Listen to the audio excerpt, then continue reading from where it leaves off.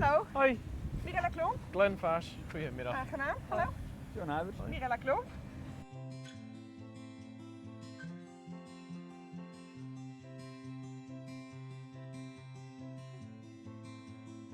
Eigenlijk deze polder, de Zijpenpolder, die was 40 jaar geleden gewoon alleen maar gras, alleen maar koeien. En toen gingen mensen bollen, dat was eigenlijk ook mooi zandland. Gras is eigenlijk niet, op zandland heb je niet optimaal voer voor je koeien. Nee. Dus toen kwamen de eerste gladiolen en wortelen en toen tulpen. Dus wij hadden af en toe last van grondgebonden ziektes. We hebben echt alles geprobeerd om die ziektes weg te krijgen met chemie, met onder water zetten, met alles. En toen ging ik uiteindelijk op een cursus over bodembiologie en we gingen meten. En we meten gewoon helemaal geen schimmels meer in de grond. Veel te eenzijdig bacteriënleven. En toen was er iemand die zegt, ja, maar daarom krijg je dus die aaltjes. Ja.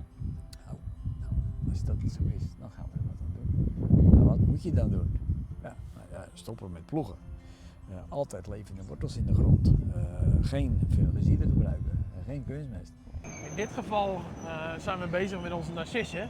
Ja, En een narcis moet mooi, best lang, maar ook mooi drogen. En dat kan op het veld, in Ja. het zonnetje, in de wind het allerbeste. ja, Dus een narcis rooien we eerst boven uit de grond, dan leggen we hem weer op een weersie. Ja. Een mooi woordje. En hoe schrijf ik dat? Een weers. Een weers? W-I-E-R-S.